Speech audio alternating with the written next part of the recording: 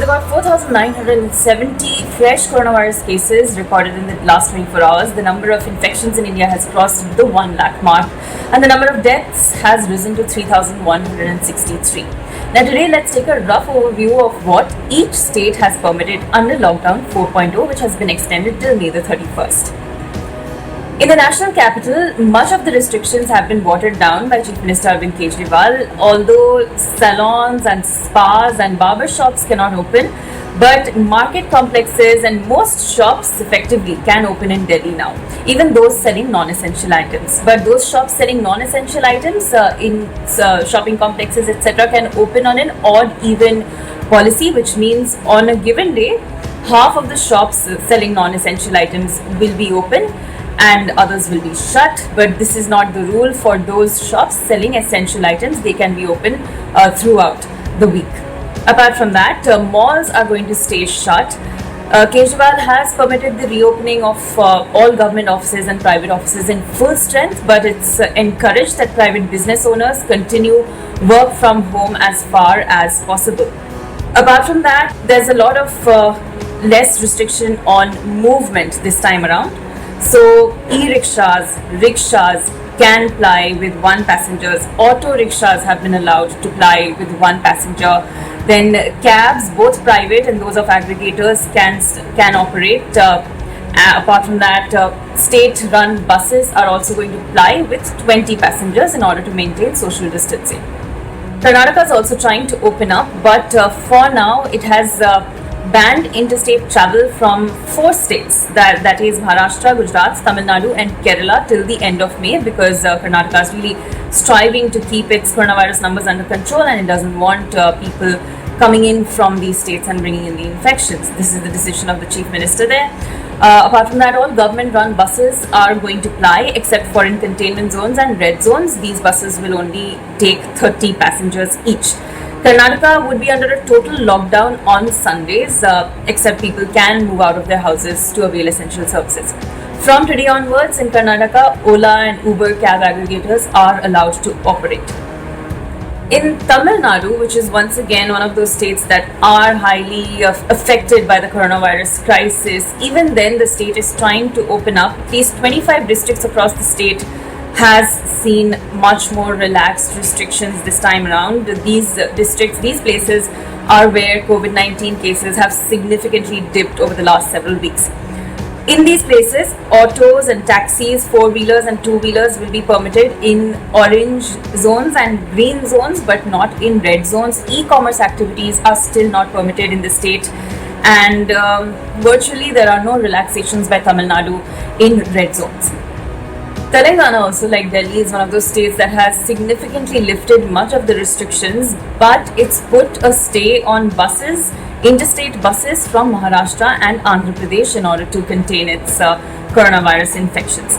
So Telangana State Road Transport Corporation buses are going to run from today. Salons have been permitted to operate as long as they follow social distancing norms. E-commerce activities can start except for in containment zones.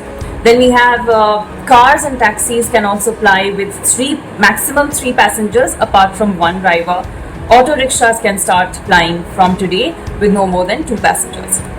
Maharashtra, which is the state that's leading in the number of infections, is not going to open up too much, although it's trying to restart economic activities as far as the green zones are concerned. However, even the green zones pose a challenge to the state government insofar as to keep them that way, insofar as to keep them devoid of any infections. That is the challenge. However, green zones are going to see some resumption in activity. The Chief Minister Uddhav Thackeray yesterday said that his government has given permission for opening of 50,000 industries.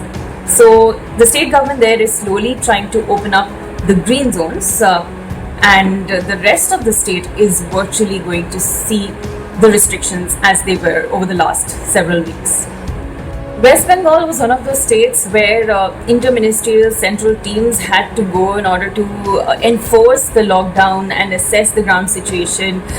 They did not. They came back with a not very satisfactory report. However, since the visit, it is being reported that the restrictions were followed. Now, Chief Minister Mamata Banerjee sees it fit to ease a lot of the curbs in the state. She has said no official curfew will be imposed on the people, because she said they don't like the word curfew, but she gave the police force liberty to enforce the lockdown as and where they see fit. Now, the number of people who can congregate in West Bengal has been raised to 15 from the earlier 7. There are many other eases on restrictions that have been given this time around, with private offices, including those in shopping malls, that can now operate with 50% of the strength. Apart from that, salons and beauty parlors can reopen, hotels can reopen, but all of these have to follow strict social distancing norms. Inter-district buses will be allowed. Earlier, cabs and taxis were plying in the state with up to 2 passengers, and state buses were also running with 30 passengers, and these activities, of course, can continue this time around. Auto rickshaws might also be permitted to run post May the 27th, according to the Chief Minister, and sports is also permitted, but no spectators can gather. Gujarat has also allowed a slew of restrictions and divided the state into containment and non-containment zones. Containment zones restrictions remain as strict as before. The 7 p.m. to 7 a.m. curfew remains imposed on both the zones, but non-containment zones are going to see much relaxations in accordance with the MHA guidelines.